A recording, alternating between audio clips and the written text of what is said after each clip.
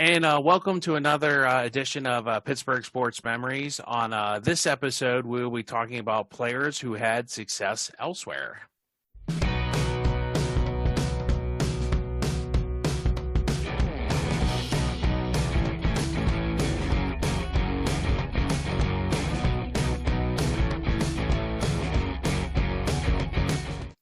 As usual, I'm your host, Steve Wirt, and I'm joined by Tim Hannon.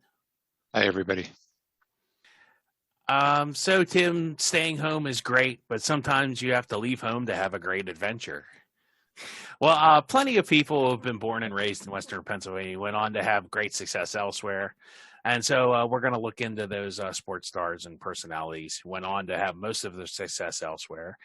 Kind of like the guidelines, just so people aren't like, well, what about this person or that person?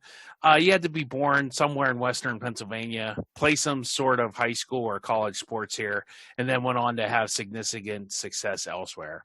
Like if I said, who's Dan Marino, you wouldn't say probably, what would you say, Tim? I would know who he is. Yes. Yeah, but you wouldn't say like, oh, he's the quarterback at Pitt way back when. You would probably say, I see. Yes. Quarterback of the Dolphins. Yes. Yeah. There you go. Yeah. So that'd probably be, yeah. So that's kind of our format and criteria, We'll also we'll do a little background on each person, why they're famous, and just like the local news that we all know and love, we're going to Ken Rice this and focus in on the Pittsburgh connection, It's like Pittsburgh connection, like Modern Family, where somehow Sofia Vergara is now an honorary Pittsburgher just because she married Joe Montenegro or whatever, Montello or whatever his name is. So fun times for us. And so we're going to kind of got different groups of people. We got people from Western Pennsylvania that you might have forgotten were from here. Then we'll have, I call them the Pitt guys, the University of Pittsburgh guys, and then Western Pennsylvania quarterbacks, since there's something in the water here that if you want to become a quarterback, grow up in Western Pennsylvania, I guess. So we'll start with people from Western Pennsylvania that you may have forgotten were from here. The first is, and I actually did not know this, I just happened to stumble upon this, was Stan Musial, Stan the Man. I always thought he was from Missouri or something, but apparently not. He was signed by the Cardinals in 1938.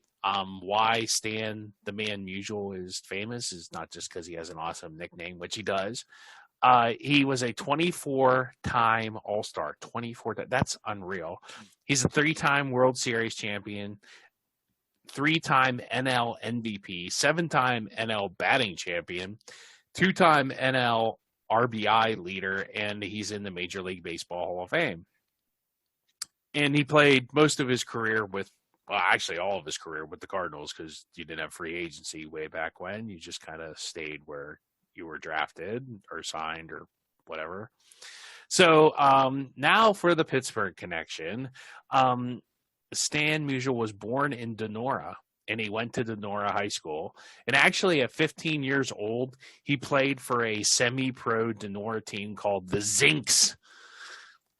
He was offered a scholarship to play for Pitt in basketball, but he turned them down, decided to go play baseball.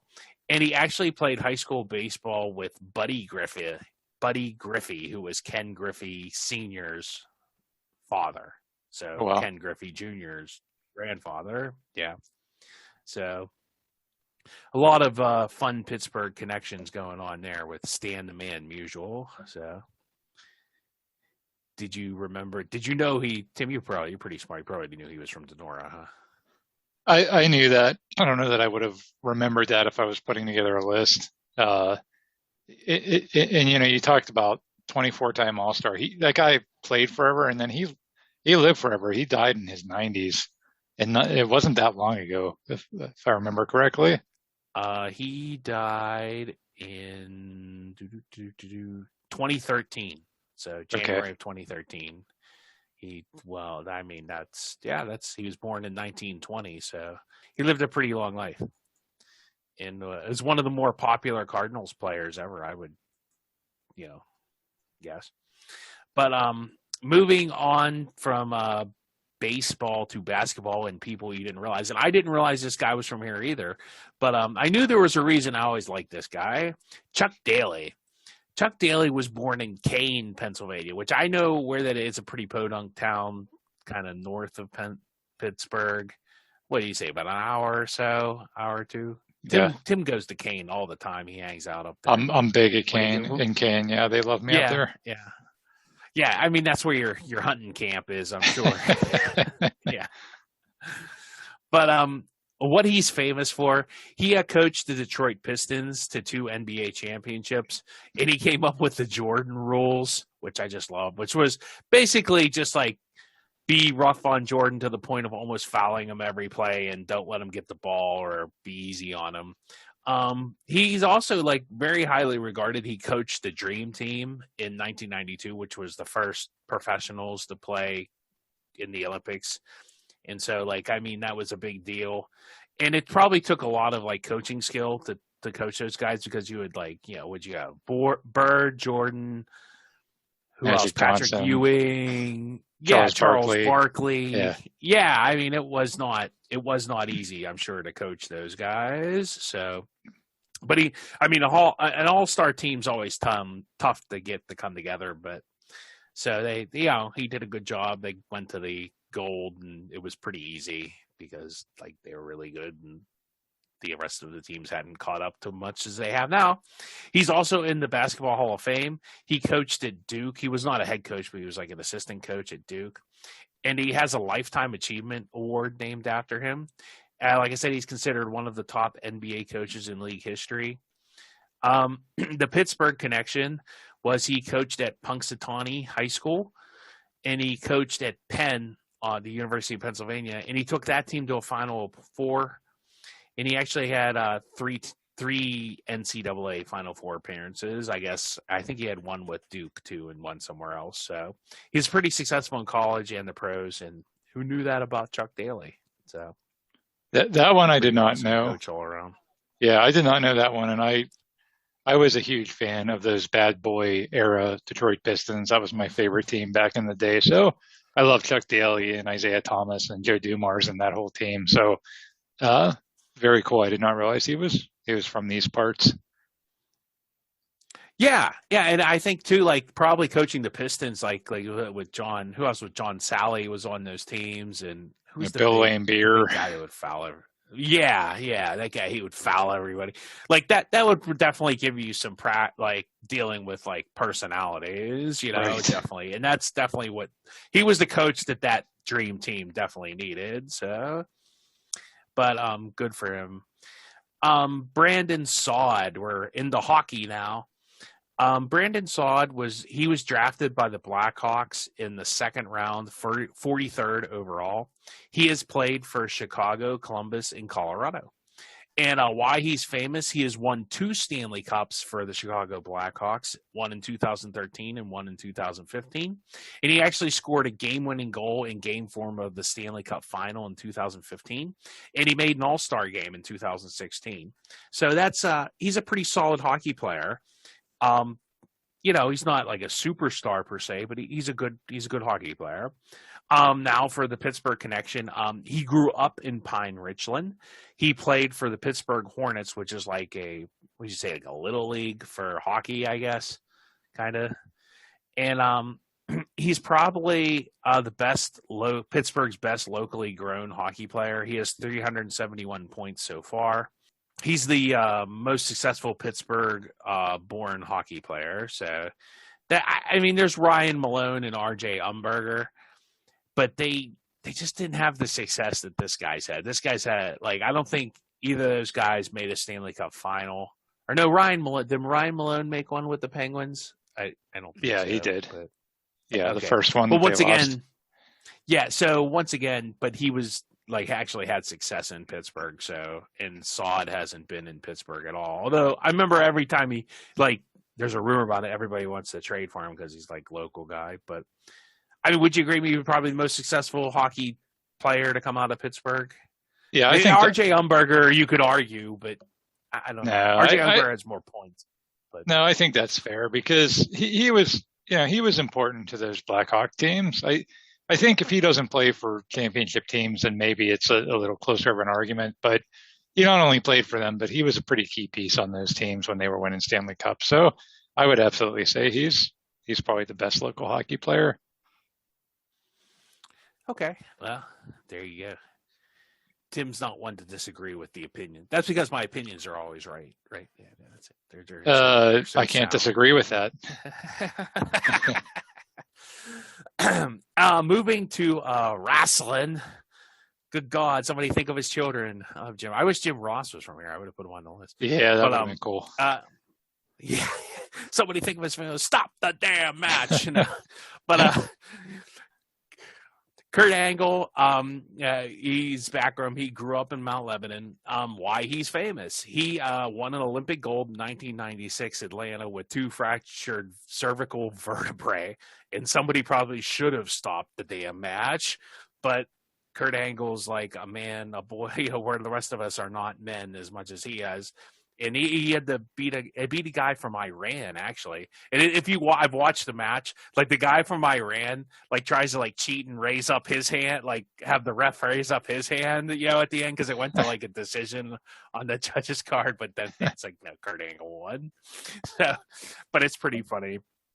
And he was somewhat famous for that. And if he would have stopped there, maybe he doesn't make the list. But probably what put him definitely over the top, and this is probably what most people remember her for, is he went on to become a pro wrestler with ECW, WWE, blah, blah, blah, blah, blah, blah. I don't know the rest of the wrestling iterations there. You're much more into pro wrestling than I am, Tim. So he is in the Pro Wrestling Hall of Fame. And one of his, obviously somebody John Cena, who's a very famous wrestler, said of Angle's legacy within the WWE, he is without question the most gifted all-around performer we have ever had step into a ring. There will never be another like him. So that's kind of like in your era. You still watched wrestling when Kurt Angle was around, right? Yeah, and he was he came into those, like, that early 2000s phase when wrestling was kind of having that renaissance, when he was paired up a lot with The Rock. The Rock was the baby face and Kurt Angle was the heel. He was really good at being a heel because his shtick was that he was this very arrogant, like, real wrestler. Like, I'm a real wrestler. I wrestled in the Olympics and I'm above all of these, entertainment wrestlers. And I have this, high IQ and everything else. Like, he was just very arrogant. And I went to a Monday Night Raw event in Pittsburgh back then. It was probably 2000, 2001. And he came out and everybody's cheering for him, even though he's, the heel, the bad guy. And he tried so hard to work the crowd. He's like on the microphone. He's like, I'm the only good thing that ever came out of this pathetic town. And everybody's like, yeah, tell us, Kurt, you're right. He just, no matter what he said. Yeah, he could have said anything. And everybody's like, yeah. So he was very, his personality. And it was funny because after the Olympics, I don't know if you remember this, Steve, he had a very brief stint where he did the sports on, I want to say, like, WPGH, the local Fox affiliate here. He did the sports on their 10 o'clock newscast, and he was terrible. Like, he would have to read a teleprompter. He was totally wooden. He had, like, no inflection in his voice. And you're like, oh man, dude, like, it's cool that you won that gold medal, but entertainment, is not your field. And I think he just needed the right, reading a teleprompter on a newscast was not the right fit for him. But being a performer in the WWE, he fit very well and had a lot of success. That's great. Like, he should have started to say crazy stuff, like, let's rip down Mayor Caligiuri, rename Mount Washington Mount Angle. Like, see how far he can go with it. I just remember, like, he just kind of, like, you could see it in his face too. It was like, oh my god, he was I think he was actually, I mentioned he was paired up with The Rock. I think that's who he was fighting that night. And so The Rock was the good guy and he was the bad guy. Right. Is that how it worked? Okay. And The Rock had a similar path to that. The Rock was a heel who everybody loved. And so they kind of had no choice but to make him the baby face because people just loved him. And, and Kurt Angle, he was good as the heel. People just loved to hate him. But in Pittsburgh, it just didn't work because he was from here and we like guys that are from here. That's incredible. Well, getting to the Pittsburgh connection, and that's funny that you said real wrestler because it's actually in my notes. I didn't know that because I don't follow wrestling like you and some of our other friends do. So, but as a real wrestler, he finished third in the Pennsylvania State Wrestling Tournament. I don't know who finished ahead of him, but they must have been a heck of a really good wrestlers. Um, he went to Clarion University, and he's actually an NCAA real wrestling. He's a 3-time All American, and he's a 2-time NCAA national champion. He's a runner-up, the national champion in '91. So that's probably 3 years in a row he was in the final. That's just amazing. And I guess Brock Lesnar is kind of the same kind of route, right? But Brock Lesnar, well, they don't do weight class and like fake wrestling, right? So they just all wrestle each other, right? Pretty much. So I think, has he ever wrestled Brock Lesnar? You think? Oh, I don't know. I quit Yeah. watching it religiously around that 2000s era. So I am not up to current on anything wrestling. Because that would actually be like a real wrestling match. It's like, oh boy, these two guys are like real wrestler. Although Brock Lesnar is way bigger than Angle. I don't know if they would be allowed, like because you have to be a certain weight and all that. But yeah, there you go. There's a fun debate. Who would win? Who would win in a wrestling match between Angle and Lesnar? That's great. But he seems like a really good guy all around. And, I know he struggled with some addiction issues and stuff, but I think he cleaned that up. And he's had a great career. What a fun ride it seems like he's had. Moving back to sports where, well, maybe the outcome isn't fixed that we know of. That would be LeVar Arrington. And he was born in Pittsburgh, and he did go to Penn State. Why he's famous.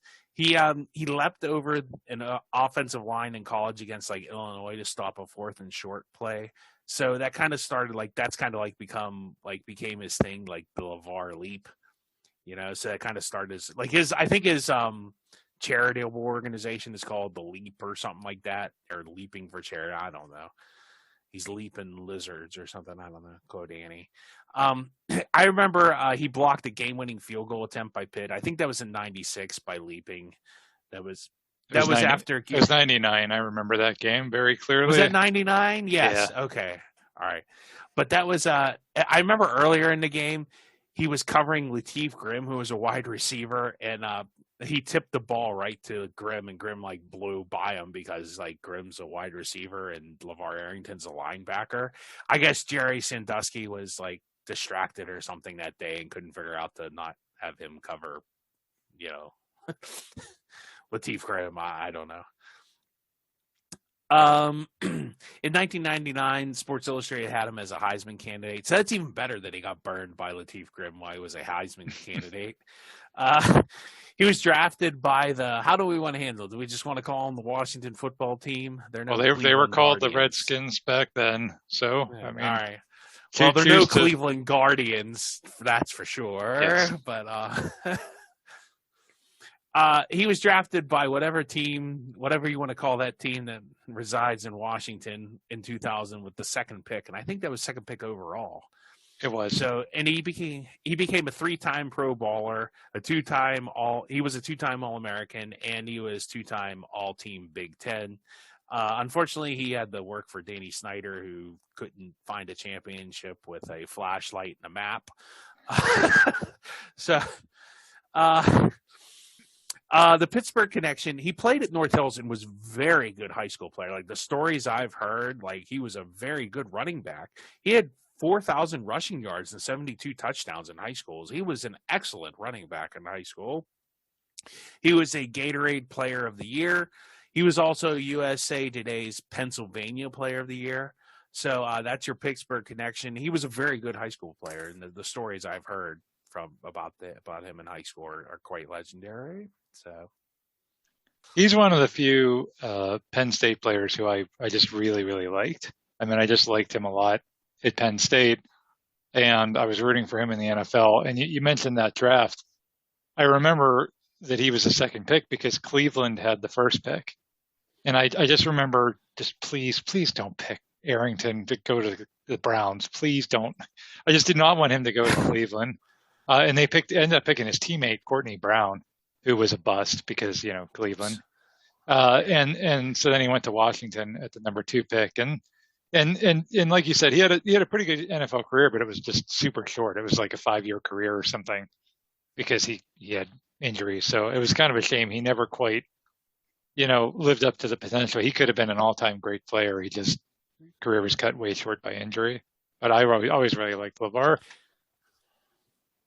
And I think he does stuff on like media stuff, and he's not bad in the media. He's pretty well, like he's not like Kurt Angle, like today on the sports news.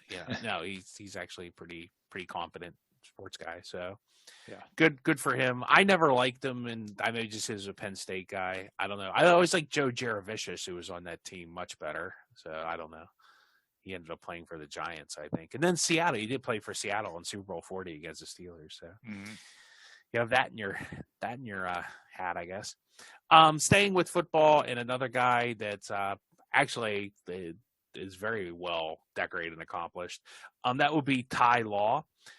He was born in Aliquippa, and why he's famous is he had a great career at Michigan. He went to the University of Michigan, and he was a defensive player that got burned on the Cordell Stewart Hail Mary way back. What was that? 94, I don't know. 94. 94, was it 94? Yeah. Yeah, because that was Cordell's senior year, yeah. So, but he was also 2-time unanimous Big Ten. He was drafted in 95 in the first round. He was the 23rd pick by the Patriots. He ended up winning 3 Super Bowls for New England. They were all under Belichick, because I guess he was picked under, was that Parcells then, 95? That was probably Parcells. It was either Parcells or Pete Carroll. One of those 2 guys.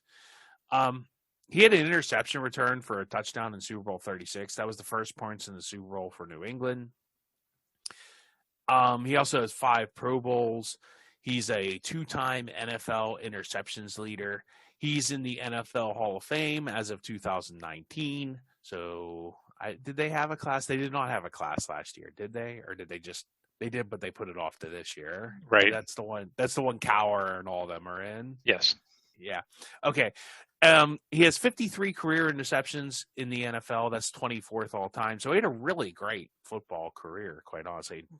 Hail Mary, not outstanding. And I remember Hines Ward had like 8 catches for 100 yards again in that infamous championship game the Steelers lost. And that was, they put Ty Law on Hines Ward to specifically make Hines Ward go away, but Hines Ward still had a pretty effective game. So that was the game when Belichick came up to Hines Ward and said, boy, if you ever get cut or you ever don't want to play for Pittsburgh anymore, I'll take you in a heartbeat. So, but anyway, Ty Law, I mean, do you think he gets too much hype because he's in New England, or just the appropriate amount of hype? Or I think he was good. I honestly do. Yeah, I think he was very good. And to your point about Super Bowl 36, I mean that play that he made, intercepting that pass, really shifted the momentum of that game, because then New England had the lead, and they could play that physical style football. They weren't trying to come from behind. Yeah, and he's a good player, and Hall of Famer, and 5 Pro Bowls, 2 great players. So the Pittsburgh connection. Tony Dorsett is actually Ty Law's uncle. I did not know that. And he played football. He played football, basketball, and track in high school, and he was actually the MVP of Aliquippa's basketball team. So. Oh, wow. Aliquippa is one of those like legendary like towns in Western Pennsylvania where you're just going to hear that a couple more times throughout this podcast. People from Aliquippa tend to do well in the NFL. So now Tim will definitely recognize this next person. So that would be Jason Taylor. His background was he was born in Pittsburgh, and he actually played football at Woodland Hills High School. Why he's famous, he was the NFL's Defensive Player of the Year for 2006. He played, I'd say, most of his career for Miami. I mean, I think he might have played for somebody else, but mainly for Miami. He's Walter Payton Man of the Year in 2007. He's actually also in the NFL Hall of Fame in 2017. He has 139 sacks, which ranks him fourth all time. He's also the all-time leader in fumble returns for a TD with 6, and he's the all-time leader in interceptions by a defensive lineman with 3, which is pretty impressive. I mean, defensive linemen normally don't get that many interceptions, but he was kind of like almost like a basketball player playing football. And but this is the best part of his story, though. The Pittsburgh connection is that he played football at Woodland Hills, and he had a great college career at Akron. That's the reason. But he went to elementary school with one Tim Hannon. So, yeah. Or as what I do you remember about Jason Taylor? Jason Taylor in like third grade. As I like beat you on like in the playground, and you're like, "Oh, this guy's really good." Yeah, as I like to say, Jason Taylor went to elementary school with me. No, I don't remember what much. He was he was a grade or two above me. We went to a small school, so like I knew him, and my mom knew his mom, and that kind of stuff. But you know, I don't remember much at the time. You know, it was just a bunch of kids in grade school, and it was really only years later that you know, somebody it was when he started playing in the NFL. Hey, you went to school with that guy, and I was like, oh, I wonder if he'll be any good. And then sure enough, he's a Hall of Famer. So good for him. Who knew you were like, you know, going to school with an NFL Hall of Famer? I can't say that. I didn't go to school with any. We did go to school with what's her name? Susie, the chick from the Real World. Meister, yeah. Yeah, Susie Meister. So yeah, we've had some brushes. Look at that. Fame. You got two famous people. Yeah. Jason Taylor and Susie Meister. There you go. Yeah. So shout out to Susie if she's listening. I doubt it. So now that's the list of people we may have forgotten. I'm sure Jason Taylor, people didn't realize that him, and I know Ty Law, probably everybody knew that, and LeVar Arrington for sure, but definitely like, you know, I would say some of those other people, definitely they didn't know. The University of Pittsburgh guys. These are all guys that played at Pitt that became much more famous after Pitt. So we'll start with probably the most famous person from Pitt currently, I would say, because I think if you said this name, most people would know it. Aaron Donald. And he's born in Pittsburgh, and he was actually drafted by the St. Louis Rams with the first round 13th pick. And why is he famous, you might ask? Well, he was the NFL's Defensive Rookie of the Year 2014. He's the NFL Defensive Player. My goodness, really? I didn't realize. I wrote that. It's just kind of hit me too. 3 times, 2017, 18, and 20. That's wild.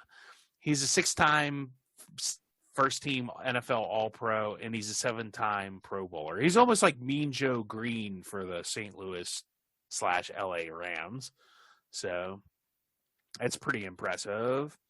So Pittsburgh connection. He grew up in Penn Hills, and he wasn't highly recruited. And I even read somewhere he said he was kind of lazy when he was a kid, so he didn't like to work out and do stuff. But he did make first team class quad A in the state. So that's back then. That was probably the highest level of high school football in the state of Pennsylvania. His senior year at Pitt is really when he came together. Because I remember, he was really kind of a nondescript, just kind of one of those guys. And then the senior year, he just went absolutely off. He had a great year. He won the Bednarik Award. He won the Lombardi Award. And he was an All-American, and he won the Outland Trophy, which I didn't realize they gave the Outland Trophy to defensive linemen, but apparently they do. In his senior year, he had 28 tackles for a loss and 11 sacks. And we'll have many different links throughout this. We'll put them up on our website. But there's some, if you can watch the Georgia Tech game highlights, Georgia Tech runs that option, and he just absolutely defeated the option. They couldn't run it. If you can't block Aaron Donald, they just, wow. He's a very good defensive player. His BK, and it all kind of happened his senior year. I'm not sure what went on or what happened, but maybe it just took him that long to develop, and the light bulb went off, and he hasn't looked back since. So good for him. And I wish, you think, I don't know, maybe the Steelers weren't drafting high enough then. I wish they could have drafted him, because he'd be great on that defense. Him and Cam Hayward have been pretty awesome. But I remember how good he was that last year at Pitt, and he just was so good. And I thought, he definitely deserved to be a number one um, first round draft pick. But you thought, okay, he's really good. I don't know that I've ever would have pegged him being literally one of the greatest defensive players in the history of the NFL. I mean, you talked about 3 times, Steve. You know who else has won that award 3 times? Is Lawrence it me? Taylor and J.J. Watt. That's it. That's the list. That's Wow. it. I That's believe the it because list. like I think Paul Amalu only won it once. I mean, it's He did. crazy. Yeah. Here's guys who won it twice: Joe Green, Mike Singletary, Bruce Smith, Reggie White, Ray Lewis. They only won it twice. So Yeah. if he wins it, and he's not anywhere close to the end of his career. If he wins it another time, he'll be the only guy in league history to win that award 4 times.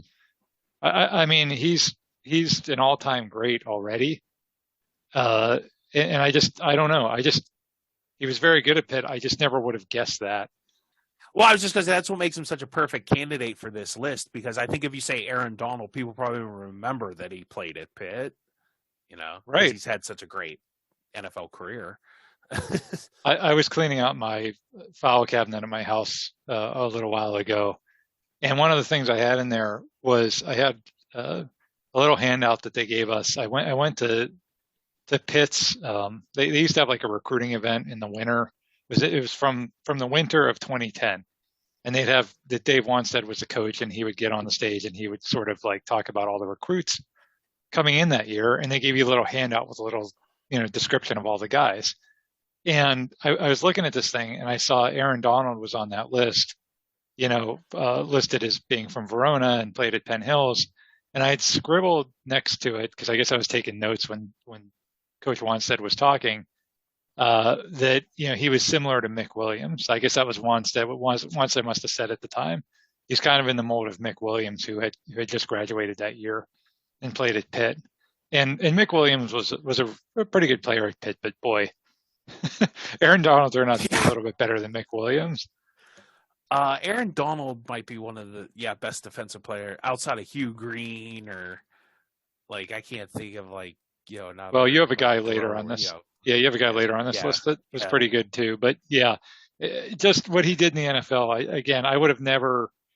Yeah, I root for Pitt guys, and I'm a Homer Pitt fan, but I would have never guessed he would literally become one of the greatest. Like he could be top 10 all time in league history as far as defensive players.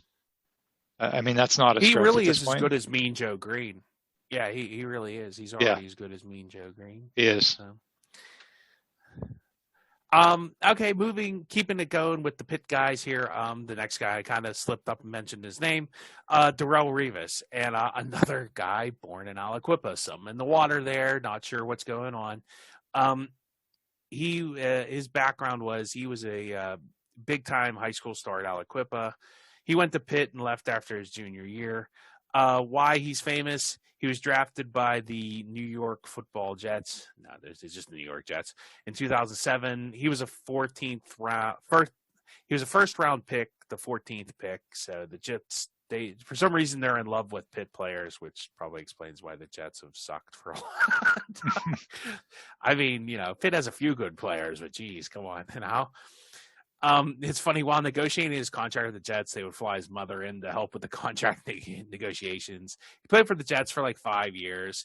Revis, he's really good, but like sometimes like guys that play in New York, and there's another guy further on down this list that this definitely more applies to than him.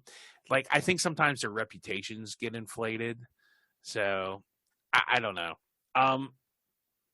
He played for Tampa for like one forgettable year. I don't even who was that, Lovie Smith, or I don't even remember who was the coach in Tampa that year. But in 2014, they traded him to the Patriots, and that's when he won Super Bowl 49 with them. He had a second stint with the Jets. It was kind of forgettable. He made a Pro Bowl in 2015. It's funny, like Woody Johnson accused the Patriots of tampering, but then Woody Johnson got fined for tampering. So, like I said, Robert Kraft can do whatever he wants, tampered as much he wants, but Woody Johnson not so much, I guess. He ends up with 29 interceptions. He's made 7 Pro Bowls and had 1 Super Bowl championship. He's he was a two-time first team All Big East. The New York media named him Revis Island. That stinking New York media. No, but Revis Island because he was so dominant against wide receivers. To just like to put Aaron Donald, this even puts Aaron Donald more in perspective because he has those 3 Defensive Player of the Year. Like Darrelle Revis never won a Defensive Player of the Year, and the one year he was really close, and Rex Ryan, who was the coach of the Jets that year, said that he had the most impact corner has ever had in the National Football League. That's my opinion. Apparently, that wasn't how everybody felt. A number that I think would be interesting would be 8. No, that's not the number of amount touchdown passes that Green Bay's, that was Charles Woodson, who was the Defensive Player of the Year, gave up against Arizona. That is the number of touchdown passes we gave up all season. And the biggest reason for that is Darrelle Revis. So that was Rex Ryan kind of arguing why Darrelle Revis, and he couldn't even make Defensive Player of the Year once, never mind 3 times. So that's kind of crazy. On to the good old Pittsburgh connection. He grew up in Aliquippa. In the Class 2A PA State Championship game, he scored 5 TDs in one game. So he's like kind of the original Al Bundy. He gets, I scored 5 touchdowns in one game for the good old quips there. 3 were rushing. 1 was a punt return and a blocked field goal return for a touchdown. Of course, Aliquippa went on to win a state title in that game. And he went to Pitt, and he started as a freshman. And he was not just starting, he was really good as a freshman. That freshman year, he had a game against Boston College where he tackled a guy on 4th and goal to come up short and preserve Pitt's lead at that point. So in his junior year, we'll definitely have to link to this. He had a spectacular punt return for a touchdown against West Virginia. And I think if you watch it carefully, you see Pat McAfee, who's like kind of become like an internet, he does a lot of podcasting. You see him miss a tackle on there, but that's an amazing, amazing punt return. Yeah, he was another guy that was so good at Pitt. And I remember his junior year, the last year at Pitt was 2006, which was a very mediocre Pitt team. And I had season tickets that year, and I would sit at the game. I remember the game against Virginia specifically. My brother and I were sitting there. It was a boring, kind of low scoring game. And whenever Virginia had the ball, we wouldn't watch the ball. We would just watch Revis, and we'd watch him cover whoever the Virginia receiver was on the left side of the field. And the whole first half, Virginia never once throws in that direction, just never once. And then finally, in the third quarter, they're just like, you know what? Forget this. How good can this guy really be? So they finally throw to that side of the field. And again, I'm watching Revis the whole time. And Revis jumps in front and it's a pick 6. And I was like, man, this guy is just unbelievably talented. And when he got drafted, I'm 99% sure of this. I'd have to look it up. But I believe the Jets traded up to get him. And I believe it was a pick or 2 ahead of where the Steelers were drafting that year. And the Steelers ended up with Lawrence Timmons, who was a really good player. But they needed a cornerback at the time, and there was a good chance they could have drafted him. And that always stung. I just, and again, it wasn't that they just didn't have an high of pick. It was that the Jets traded up in front of them. That would have been, yeah. But I guarantee you he plays in Pittsburgh. He doesn't have the hype that he has now. And he's definitely going to be in the Pro Football Hall of Fame. Right? When did he last play? Yeah. 2017, 2016. So I'm surprised he's not in already. Because how long do you have to wait? 4 years? 5 years? Yeah, I'm not sure, but he definitely belongs in the it's going to be the next year or two, I would guarantee you he's going to be in the Hall of Fame. Right. So yeah, he's an all-time great, and yeah, very, very good. And I just looked it up. Yes, the Jets traded. Carolina had the 14th pick. Steelers had the 15th pick, and the Jets traded up to get Carolina's pick at number 14 and took Revis right before Timmons. So I don't know that the Steelers would have taken him, but there was a lot of scuttlebutt that the Steelers were interested, and the Jets literally traded up and stole him away. So that always stung. Well, keeping in the theme of people from Aliquippa, The next guy from Pitt is Mike Ditka. And now there's another one of those guys. If you said Mike Ditka, people probably would say coach of the Chicago Bears, not a Pitt player. So he fits perfectly into this conversation. He was born in Carnegie and he grew up in Aliquippa. And why he's famous, he was drafted by the Bears in the first round, 5th overall. He played on the 1963 Chicago Bears championship team. I did not know that. I did know this. He caught a TD pass in a Super Bowl win for the Cowboys in Super Bowl VI. He coached the Bears to a 15-1 record and won Super Bowl 20 in that famous blowout over the New England Patriots with, that great Super Bowl shuffle defense of the 85 Bears. He also that year had a fist fight with Buddy Ryan in the locker room, it was in the shower of halftime of the Miami game, which was their only loss of the game to another Pitt guy. So you might say, what's the Pittsburgh connection? Well, he went to Pitt, and at Pitt, this is like 1960s, so they did not throw the ball a lot. He led Pitt in receptions, and he was an All-American at Pitt as a two-way end. So he played both defense and offense in like the early 60s. That's wild.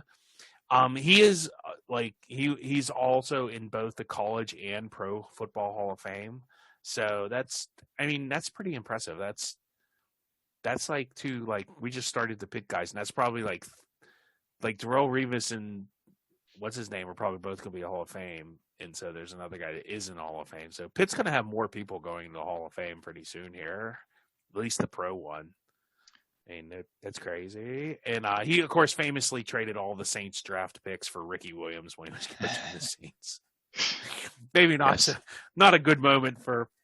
And then some of his interviews, I remember the one time, next they're like, what do you think your defense? It's thanks. Next question. I remember him doing one of his post game interviews like that. So he could be a little prickly at times, but he's from Pittsburgh, Aliquippa guy, so he's going to be a little prickly. But yeah, and to your point, Pitt's something like 4th or 5th on the list all time of colleges with Hall of Fame NFL players. I think they're third. They're right behind Notre Dame and USC. They're third, and they definitely they're only going to get more. They're only going to get more. Yeah. Well, they'll have three. They'll have 3 more guaranteed. They'll have Fitzgerald, Donald, and Revis. Shady McCoy probably is not going to make it, but definitely they'll have 3 more here coming up soon. Yep. Which kind of makes you scratch your head. Why don't they have more national championships? But that's a subject for another podcast. Oh, I know why they don't have more national championships. We already did a whole podcast about the tragic losses that they always seem to find. Sticking with our Pitt guys, next one of my favorite, just football players and just people in general is Curtis Martin. And the background, he grew up in Pittsburgh. He lived in Point Breeze for his high school years. He went to Aldernays. He had a great career, and he played for some pretty bad teams. He literally was the only good player they had. He had a great junior year with 1,075 yards and 20 touchdowns. He had that great game against Texas. Were you at that? I was at that Texas game. Were you at the Texas game where he had 251 yards rushing? I was not. Unfortunately, he got hurt the next week, and he didn't play the rest of that was his senior or junior year. And Johnny Majors tried to talk him into staying, but he just went against that and went. He was drafted by the 3rd round by Bill Parcells. He had 100 yards rushing in a game against Cleveland, and I remember after the game, Bill Parcells called him a one-game wonder. But I think Bill Parcells is probably the best thing that ever happened to Curtis Martin, and why Curtis Martin's in the NFL Hall of Fame, because he needed that guy to kind of bring him down to earth and keep him working hard. And and I think he said that in interviews that he's really grateful to Bill Parcells. He won Offensive Rookie of the Year that season and made the Pro Bowl. In 1997, he did go to the Jets and had an outstanding career, retiring in 2007. He only played in 1 Super Bowl, and the Patriots lost that one to Green Bay. He did finish his career with 14,101 yards rushing. He had also had 90 touchdowns, and I think the yards rushing was the fifth highest total in NFL history when he retired. He's a 5-time Pro Bowler. He led the league in rushing in 2004, which is impressive because he had been in the league almost 10 years. So he had just had like a steady, good career. He had a great junior year at Pitt, that 1,075 yards and 20 touchdowns. Martin famously wrote a letter to Coach Majors later saying that he should have listened to him. There's a cool video with all kinds of great Curtis Martin highlights we'll have to post too. And here we go, Tim. Here I ranked the most successful Pitt guys. And Aaron Donald, Mike, it is in order, like from I think the best to the this is like picking among your kids. You're not going to go wrong with any of these guys. Aaron Donald, Mike Ditka, Darrelle Revis, Curtis Martin. I didn't pick Tony Dorsett, who's probably better in both college and the pros than some of these guys, but that's just because I think he won the Heisman, so I think he was already famous. Like, people probably know that he played at Pitt more than a lot of these other guys would remember that. And there's also another person left off. Any argument with any of those people, higher, lower? No, there is one person I left off, but that's you're going to cover him in the next section. Yeah. No, all four of those guys were great, and Curtis Martin, to your point, you and I, we talked about this in a previous episode, I think, but you and I sat through so many games at Pitt Stadium in the mid '90s, where it was like opposing team 42, Pitt 7 in the third quarter. Right, like literally, and I'm not exaggerating. Go look at the scores from some of those years. I am not exaggerating when I say that. And the only reason that we stuck around to the third quarter or the fourth quarter was just to watch Curtis Martin run the ball, because he was so good on such a terrible, awful team. So yeah, I love Curtis Martin, and him winning the rushing title in his 30s. He also that year, Steve, had a partially torn MCL.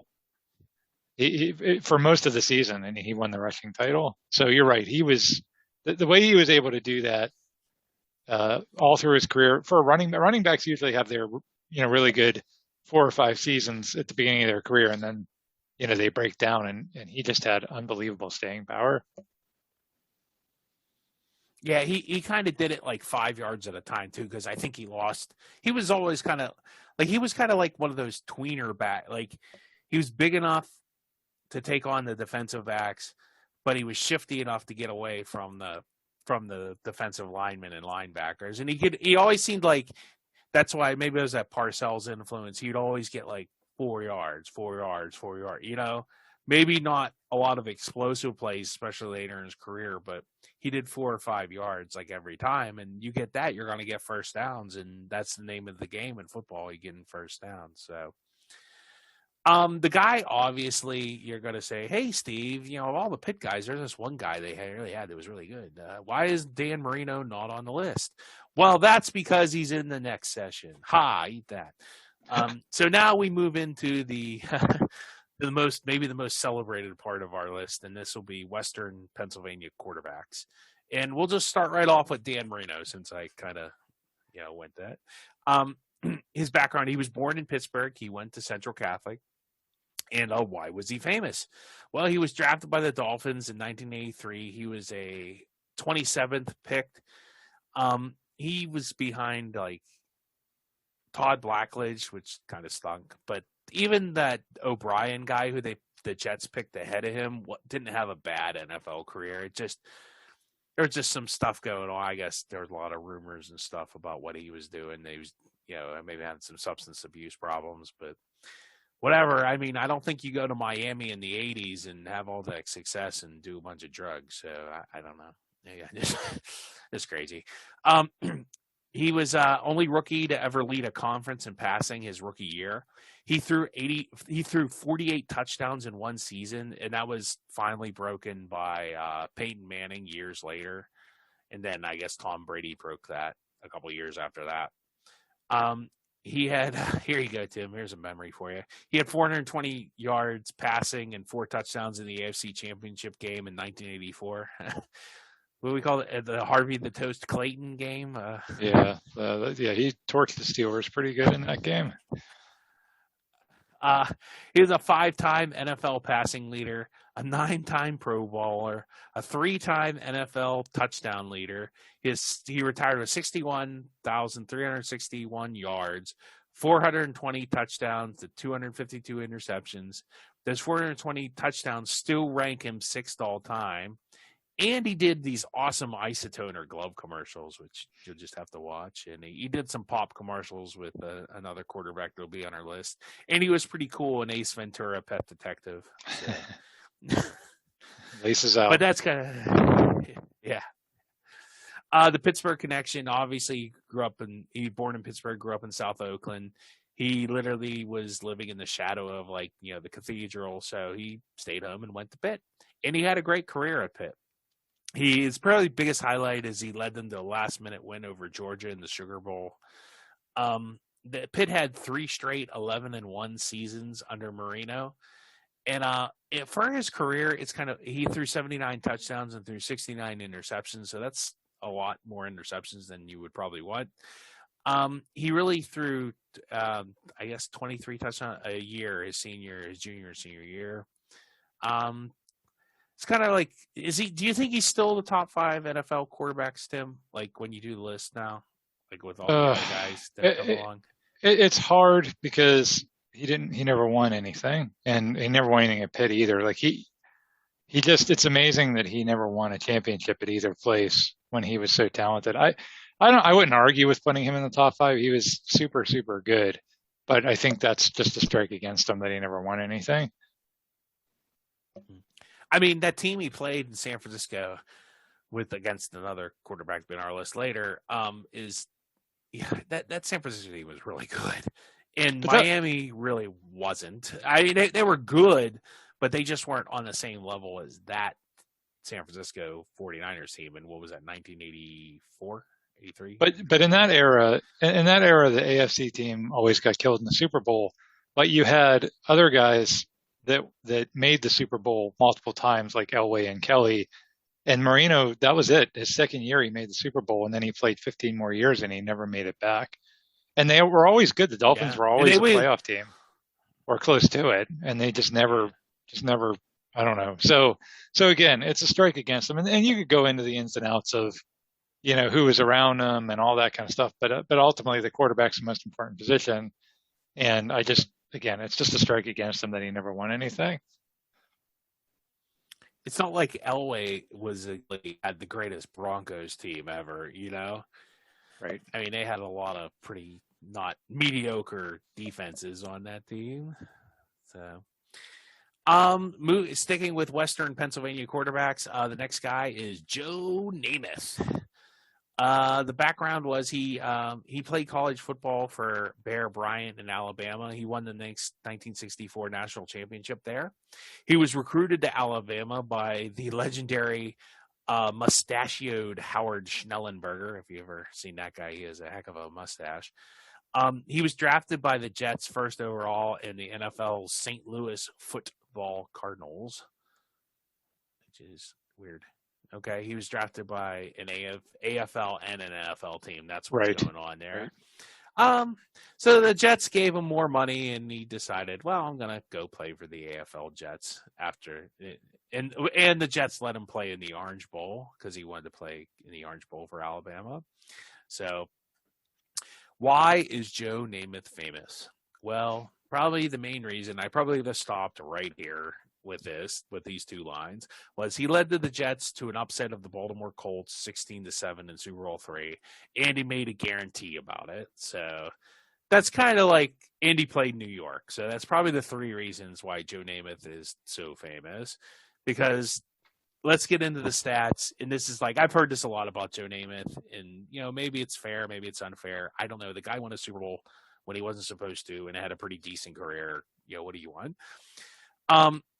He had a lot of injuries too. So he has 137 touchdowns and 220 interceptions in the NFL. So that's very Terry Bradshaw-esque. He has 27,663 yards passing, but they didn't throw the ball as much, even though the NFL did throw the ball more than the NFL. So you can throw all that in there. He did lead the AFL in passing in 1966 and 1967. Legendary Alabama coach Bear Bryant did call him the greatest athlete I've ever coached. So, I mean, Bear Bryant thought he was really good. Off the Super Bowl win, he became like this pop cultural icon, and the New York media really hyped him. I think if he played anywhere else, he would have been like Dan Fouts or Dan Pastorini, because he probably like had a kind of career like those guys had. For some reason, he was considered a hippie because of his sideburns. There's a great Simpsons clip of like, Abe, like his wife like falls in love with like with Joe Namath because of those darn sideburns. He also did this awesome pantyhose commercial, which is just odd for the 70s or 60s, whenever that was. He was on the cover of Sports Illustrated in 1965. He starred in a bunch of movies, including and not limited to. I did not list all his roles here. These are just the ones I thought were interesting or funny. He was in the Brady Bunch, The Love Boat, Alf, The A-Team, Married with Children, and The Simpsons twice. And there's not that reference. So there's some clips like with Joe Namath on the Love Boat, and then him. I have a clip too of Joe Namath throwing a touchdown pass to Bobby Brady when he was in the Nice. Yeah. So he definitely parlayed Super Bowl III into like a nice little pop culture thing. And of course, this is not including the "I want to kiss you," but I mean that's just Joe. How many times do you think that worked for Joe over the years? Just like being in wherever and like saying that to and they totally fell for it. So. I never. So when I was a kid, I used to despise Joe Namath because he just. I thought he was so worshipped, and and it was overrated. I thought he was so overrated. When the NFL had their 75th season in '94, I think they did like an all-time team, and they picked 4 quarterbacks, and he was one of the 4 quarterbacks. I'm like, really? He's one of the 4 greatest quarterbacks in NFL history? Are you kidding me? In 1994? Yeah. I don't know about that. Yeah. So, I think the narrative has definitely changed since then. Like you said, you hear a lot about the interception to touchdown ratio. The narrative has for sure softened because I think what happened is, he had the perfect cross section of being in New York, being, part of that counterculture kind of phenomenon that was happening in the 60s, right? He was part of that. He was anti-establishment, and people, especially young people of that generation, really latched onto it. And then they all became, sports writers or whatever later. And so that got a lot of mileage off of that. I think once that kind of wore off for people and they could actually look at his career instead of, a guy that they worshiped as being like, yeah, down with the establishment. Then it was a little more clear that his career was, like you said, very like Dan Fouts, like definitely a good player, probably a Hall of Famer, but definitely not top 4 in NFL history or anything close to that. He did win that Super Bowl. That was big because the AFL was a nothing league. There's no way they were going to compete with the NFL, and so that was a milestone moment in league history because it really you made it where those AFL teams were taken seriously for years to come. So not, it wasn't nothing. That was an important moment, but I just always thought his fame and why he was so good was overblown for those reasons. I'm going to have to disagree with you on the AFL being a nothing league, since the AFC, which was derived from the AFL, won 7 of the next 10 Super Bowls or something insane. Oh, so, I'm not saying it was nothing. I realized 4 of them were by some team in Pittsburgh, but Kansas City did win 1, and the Jets won 1, and Miami won 2, Oakland won 1. So I'm saying that was the perception. I'm just saying that was the perception at the time, was that the AFL was a nothing league and they had no business competing, with the NFL, and they staged this little AFL NFL game every year, but it was a waste of time because the whoever won the NFL championship game, that was the real best team in football, and then the Jets came in and really dominated the Colts in that game. So again, can't take anything away for that, but Yeah, Joe Namath overrated. And then he was also an announcer when I was a kid, and he was always on like like the F team, like the whatever, like, they always have like 8 pairs of announcers, and he was always like the guy at the bottom. And so back then, because the Steelers He's stunk, the Iron Eagle. Yeah, yes, the Iron exactly. Eagle. And so he would always announce Steeler games, and he was terrible. He'd forget, he wouldn't know anybody's name. He would call guys by their number. And even when I was a kid, I was like, wow, this guy doesn't even know the names, and he just coasts on Number his fan. 42 is great. That literally, I'm not kidding. That's what he would do. And so yeah, I was never a Joe Namath fan, but again, the Super Bowl III, it was a big moment, way overrated still, but can't take it away from him. As for the Pittsburgh connection, he did grow up in Beaver Falls, and he was a great basketball and baseball player. He won a Whitfield championship at Beaver Falls in football. His team went 9-0. That was in Class 2, whatever that was in the 60s or 50s. I guess that would have been the 50s even. And he had offered to play baseball for the Pirates. But good old Broadway Joe. I think one of his teammates at Alabama actually gave him that nickname when he was on the cover of Sports Illustrated. So staying with the Western Pennsylvania quarterbacks here. Next guy, Jim Kelly. He was born in Pittsburgh, raised in East Brady. Why is he famous? He was a 1983 first-round draft pick, 14th, so he was ahead of Dan Marino in that infamous draft. He was one of the 6 quarterbacks taken in that draft. Todd Blackledge and Tony Eason were taken before him, and Dan Marino. Oh, God. Wow. So who screwed that draft up? Oh, my God. The Patriots and the Jets, apparently. Well, no, that was Kansas City. Todd Blackledge. Oh, Blackledge. Oh, well, Tony O'Brien, I get, like, O'Brien had a respectable – he's not Dan Marino or even Jim Kelly, but he did have a respectable NFL career. And Tony Eason and Tony Eason were a joke, okay? Well, Tony Why Eason they were even in the – they should – if they were a 4th or 5th round pick, you're like, okay, well, you took a flyer. They didn't work out. In the first round, come on. Yeah. Tony Eason did take the Patriots to a Super Bowl. He promptly went like 0 for 10 and got pulled in the second quarter, but that's all right. He did get them to a Super Bowl, so he's got what that about on Grogan? Didn't they have Grogan? They ended up playing Grogan the rest of the game, didn't they? Was that Steve? Yes. It was like 100 years old at the time, but that was the 85 Bears. I mean, you could have put, you could have put Tom Brady in his prime in that game, and it would have still been a pretty uphill climb. So he's another guy. He kind of pulled a Joe Namath. He played for the USFL and Donald Trump for Houston for 2 years because he didn't want to play in Buffalo. I guess he played, enough cold weather. So he actually played in. He went to Miami, the University of Miami, because he didn't want to play in the cold either. Well, we'll get into that later. Let's get into more of his pro stats. 5-time Pro Bowler. He had 237 touchdowns and 175 interceptions. It was pretty decent. 35,000 passing yards. NFL passing leader in 1990. A passing TD leader in 91. He has 4 consecutive Super Bowl appearances, and they developed the no-huddle offense or the K-gun around him. And in 2002, he's in the NFL Hall of Fame. This is unbelievable. So how many guys is that now? Are we up to 3? All these guys? Yeah, all 3 of these guys are in the Hall of Fame. That's unreal. This is unreal, Tim. It's just unreal.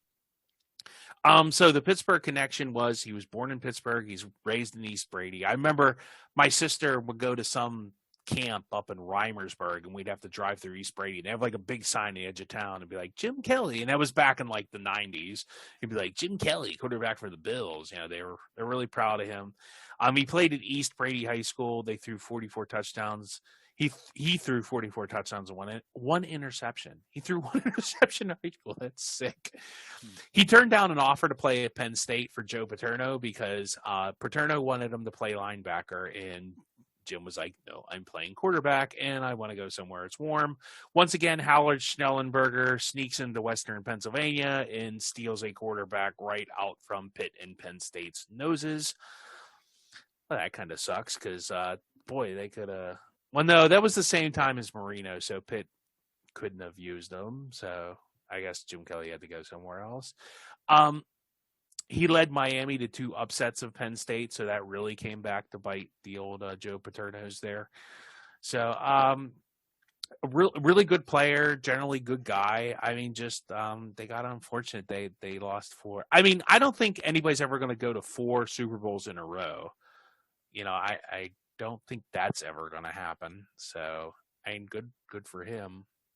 But he's a good quarterback. He really is. He really is. Tim, any memories of Jim Kelly there? I was a big Jim Kelly fan. I rooted for Buffalo in all 4 of those games. I really liked that team, Thurman Thomas and Andre Reed and all those guys. I just, it was a good team, and it was a shame they did not win one.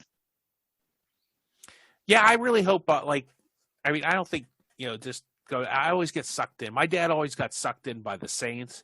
I always get sucked in by Buffalo. I like even this last year when they lost. Who they lose? Kansas City. It was like In the championship game, yeah.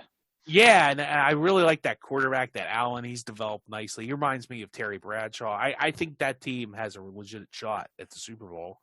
But yeah, it'd be nice. And they haven't won a championship since 1966, I think, or 1968. I think it's 66, the AFL championship. So, if anybody probably deserves one there, it's the long suffering fans of Buffalo. And who was the Tim Russert? He was always the guy on Meet the Prey. He was always a huge Buffalo fan. Yeah. Always got disappointed 4 years in a row. So, but he was Jim Kelly, great player, and boy, that's tic tac. Is that 3 in a row? Are we up to 3? Well, we're going to keep the streak going here with the next guy, Johnny Unitas. Maybe you heard of him, probably. His background: he tried out for Notre Dame, but Coach Frank Leahy said he was too skinny and would get killed out there. He actually went to Louisville, and he kind of had an up and down career there. He was hurt his senior year and didn't play very much. The Steelers did draft him in the 9th round. Just for perspective, there's only 7 rounds now. He was, of course, infamously cut by Steelers coach Walt Kiesling. Do you know who the quarterbacks they kept instead of him? Does it even matter? It really doesn't. I mean, they didn't the water boy. They didn't want to develop rookies, so that was really the thing. They wanted to go with veteran players, and so they cut one of the greatest quarterbacks in NFL history. Yeah, there's a story by Dan Rooney about after they cut him, driving down West Liberty Avenue, and they ran into Johnny Unitas, in a car, and and his dad, the chief, was real nice, oh, I hope it works out for you, because the chief's a really nice guy, and he's not a jerk, and Kiesling was in the back seat, I guess, in the car with Dan, the chief, and he's just sinking down. You're uh-oh, don't see me, but wow, that had to be uncomfortable. So he goes for a year after getting cut. He actually worked construction in Pittsburgh, and he played for a semi-pro football team for $6 a game, which I imagine that was the 50s. I don't know if that was a lot of money back then. I don't know. My grandfather used to tell me he made $50 a week, so I don't know. Is that a lot of money back then? I don't know. Whatever. For his first pass as a starter was an interception that got returned for a touchdown by the Bears. He'd always say that was his first touchdown, even though he started a game. He didn't start. He played in the game before that. But let's go on to the why is Johnny Unitas famous? Well, Johnny Unitas is famous because he started a streak of 47 games with a touchdown, and it's still the 4th in league history behind Peyton Manning with 51 and Tom Brady with 52 and Drew Brees with 54. So that was a long time ago. In the NFL 1958 championship game, this is more like what he's famous for. This is considered the game that kind of put NFL football on the map. He drove the Colts down the field against the Giants to tie the game, and then he led the game-winning TD in overtime for the championship game. It's still one of the greatest games in NFL history. It definitely thrust the NFL into the limelight. He won the NFL championship the next year.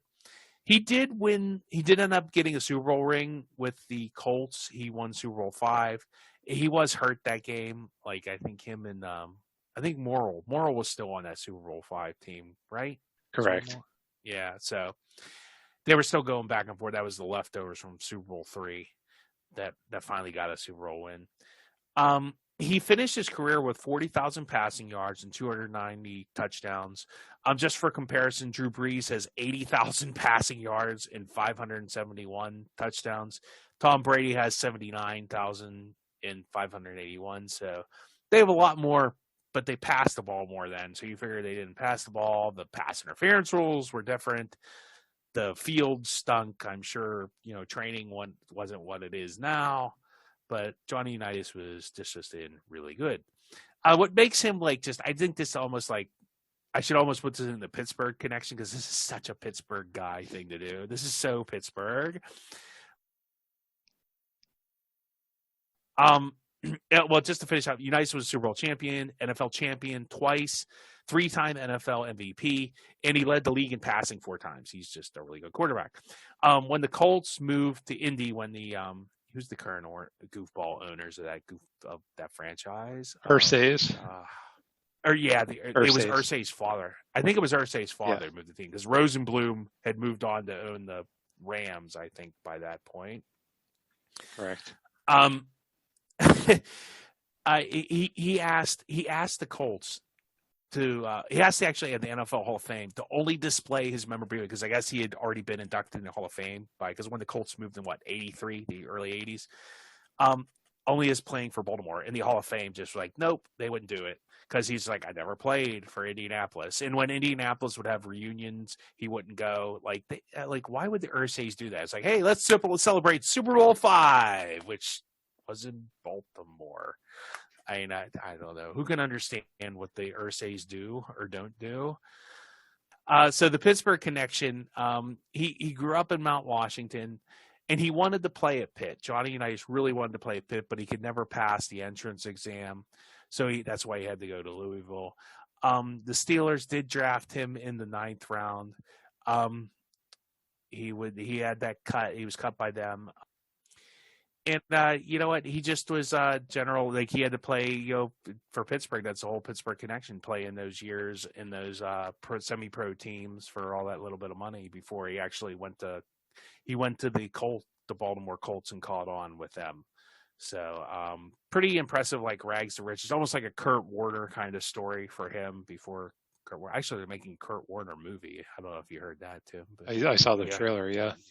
Yeah, so he died a couple years ago, Johnny Unitas, but he's still probably one of the greatest quarterbacks of all time. Hard to argue with that one. Anything you remember? I remember your dad telling me he saw Unitas play with San Diego, when the Steelers defense was good and they were trying not to hurt Johnny Unitas. Normally, I guess the defensive players Joe Green and them would just totally plow quarterbacks. It was they're kind of gently placing him on the ground. Yeah, and they were kind of picking him up too, trying to help him get up. That was at the very end of his career, and in the 70s when the Steelers had that good defense and the Chargers were kind of a joke of a franchise. He talks about that. HBO did a documentary on him when he was still living, and he talked about that season. Just he was so out of place, and he walked into a room and all the guys were smoking weed, and they asked him to hey, come join us, and he's like, I think I'm in the wrong room, guys. He was just super out of place in that culture. So it's in Southern California in the 70s, and so it was kind of a little bit of a sad end to his career, but I mean it didn't really overshadow all the stuff he did. So, going on to our next, what is this, our 5th Hall of Famer? Are we a 5th Hall of Fame quarterback here, Tim? Yeah. And this is our last but not least here, but I've saved the best for last here. That would be one Joe Montana. And when I started researching this, I did not realize how good Joe Montana was. And I always knew he was really good, but it's pretty hard to argue that Joe Montana isn't really good. You're going to be impressed here. So he went to Notre Dame in 1974, and he won a championship with the Fighting Irish in 1977. He, of course, played in the infamous chicken soup game where he had a comeback win against Houston while playing sick with the flu. I guess he ate some chicken soup at halftime, and they said, oh, it's a miracle cure. In 1979, he was drafted by the 49ers in the 3rd round with the 82nd pick. So why is this Montana guy so famous? He's not Tony Montana. He's Joe Montana. In the NFC Championship game, he threw a pass to Dwight Clark, the catch. That kind of started the 49ers dynasty. in the 80s. He had a great comeback to Dallas defender who said, "You just defeated America's team." Montana was like, "Well, you and the rest of America can watch us play the Super Bowl." Yeah, get him, Joe. So that's just the kind of guy Joe is. He's kind of well, he's more laid back and cool. He just has like a real steady demeanor. So he's like a good guy. Like if you're down like a couple points, you kind of want like that calm guy that's kind of confident. He led a comeback in Super Bowl 23 against Cincinnati and Dick LeBeau's defense. He completed 8 for 9 passes on that final drive of that game, the game-winning TD to John Taylor, the one receiver for 49ers. And the best part is before leading that comeback in the Super Bowl, he was like, "Oh, look, there's John Candy sitting in the stands." He was just like, "Oh yeah, just checking out the stand." Like, "Oh yeah, he's not worried about the Super Bowl or being down a couple points at the end of the game." Nah, Joe's got it under control. So he just that's why he had the nickname Joe Cool. He was always so calm under pressure. This is where it gets a little wild here. Okay, are you ready for some Joe Montana stats? And I think I did pick some like career stats, but his playoff and postseason stats are unreal. So he had 4 Super Bowl wins and no losses. There's only one other person can say that, and that's Terry Bradshaw. He threw 11 touchdowns and no interceptions. Terry Bradshaw can't say that one. And he threw for over 1,142 yards. So no interceptions I think that's just I don't know I think that might just be the Super Bowl. Not even Tom Brady can say that. So for his career, he had 273 touchdowns and 40,000 passing yards, which, I know those other guys are up over 80,000 passing yards, but different game, different rules. Definitely one of the top 4 quarterbacks of all time. I think he gets a little overshadowed. Like, it's hard to believe. I never thought Joe Montana would kind of it was always like the argument, but I don't know. Like, let's say that for today. We'll save it for the end. I have some highlights of Joe Montana clips, and I also have a great interview with him and Rich Eisen where he tells the John Candy story probably better than I did. The Pittsburgh connection was he grew up in Monongahela. He played at Ringgold, which is down in the Finleyville area in Washington County. And I guess he had a great game against Monessen. He threw 3 touchdowns and 233 yards passing. Ringgold Stadium is named after him. He also has some bridges. If you ever go on PA 43, that highway, there's some bridges on there that are named after him. Obviously the people, in Ringgold and stuff. And is he the greatest quarterback of all time, Tim? Still, I don't know. I mean, I think you can make the argument. I think Brady. I mean, it's really hard to say Brady's not after 7 Super Bowls, including one at last year when he's 45. So it's hard to not say Brady. But I mean, if you're going to do a top 3, there's no doubt he's in the top 3. And again, that's another guy I was a big fan of when he played, and his contemporaries were, the Marino, Warren Moon, Boomer Esiason, the great, really great quarterbacks then, but Elway, but guys that didn't. Again, if you were down in the final minutes of a clutch game, Montana was your guy, and the John Candy story. I mean, that's referenced to this day. Ben Roethlisberger talked about that whenever he was in that moment in the Super Bowl, and he said, "I wish I had a John Candy story, but I don't." And that was Joe Montana. He was the greatest. It was fun watching him play. I'm glad I got to watch him play. And it's a shame his career was really cut short because of the injury that he suffered in that playoff game against the Giants. Or else, they were on their way to a 3rd Super Bowl in that game. And he could have done more. He really could have done more, and maybe would have had similar numbers to what Brady has. Yeah. Well, so that leads us to that's just the greatest. Who is the greatest Western Pennsylvania quarterback of all time here, Tim? We got, and I listed this is how I went with it. I went Montana, Unitas, Marino, Kelly, and then Namath. Any arguments on that there? No, I would have done it honestly in the exact same order. Well, I would have put Namath at 7th if I could have. I don't know if anybody. We put like Bill Stahl ahead of him or Tyler Palko. Yeah. Gosh, you never. I'll put played in Tyler the Palko NFL. at 6 and Namath at 7. Rod Rutherford. Hey, Tyler Palko started for the Kerry- Kansas City Chiefs, so there's that. Kerry Collins. I don't think Kerry Collins is born in Western Pennsylvania, was he? I don't know. I don't know where Kerry Collins is from. I mean, that'd be the only guy I could really even think of. He played for Penn State, but I don't know. Yeah, he's from Scranton, so he doesn't count. No, that's you can a hang good out order. at Dunder Mifflin, I guess. Yeah, right. Yeah. No, I think that's a good order. I think that makes sense. And again, if you're talking about that top 3 of all time, if you would say Unitas, Montana, Brady, I wouldn't argue with that. If you're really going across eras, you could definitely make the argument that Unitas and Montana are 2 of the top 3 of all time. And then Marino, I think, was a little better than Kelly. Both of those guys, had that slight against them of not winning a Super Bowl. And then Namath, just as I already said, I thought was overrated. Well, how do you leave out like Bradshaw though? I mean, the guy won 4 Super Bowls. I mean, I know he threw a lot of interceptions, but I don't know. I wouldn't put him in the top 3. Ben, I don't know. If I had 2 minutes to go in a Super Bowl, and I've said this before, if I'm not allowed to take Ben, who I would be my first pick, and you say, okay, you're not allowed to take Ben, you got to take somebody else. I still, and this is going to I'm off the board with this pick because I've always said this about this guy. Give me Eli Manning. I'd take Eli Manning over Peyton Manning. So you're not even putting Peyton Manning in your top 5 there.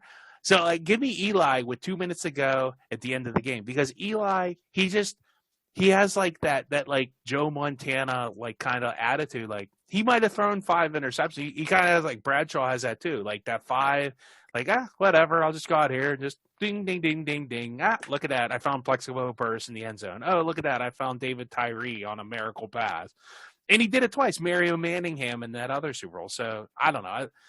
I'm a big Eli Manning. I know he threw way too many interceptions, but if I gotta have it, I'll live and die with Eli. He's all right in my book. Yeah, I agree. I mean, again, it's and I'm saying top 3. It's really hard to pick a top 3 because you have Peyton Manning, you have Drew Brees, you have a ton of quarterbacks. You have Otto Graham who won a bunch of championships back in the day. Sammy Baugh. I mean, the list just goes on and on and on of all time greats. Bart Starr. We're totally forgetting about Bart Starr. Roger Staubach. I think Bart Starr won 5 if you include the NFL championships, don't you? I think so. Yeah. So they won 2 Super Bowls and 3 NFL championships. Yeah.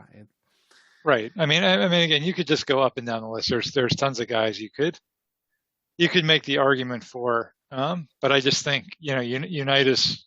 I would. If I had to pick a top 3, it'd be Unitas, Montana, and Brady, and I would put them in the order of reverse of what I just said. I would say Brady, Montana, Unitas is my top 3.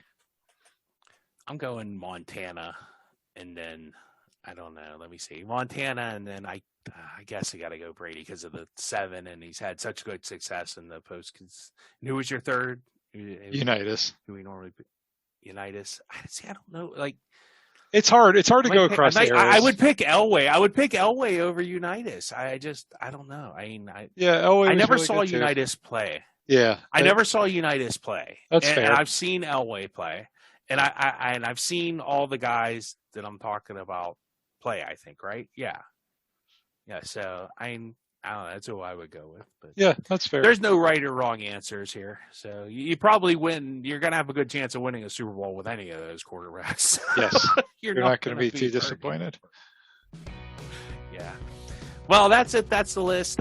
If you disagree with us, well, then you're just wrong. But if you want to voice your opinion, you're welcome.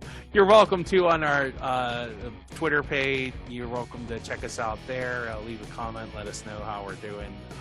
Hey, even if you want to hear a future topic, hey, why don't you guys talk about this for an hour? Sure, we'll do it. But thanks a lot for tuning in.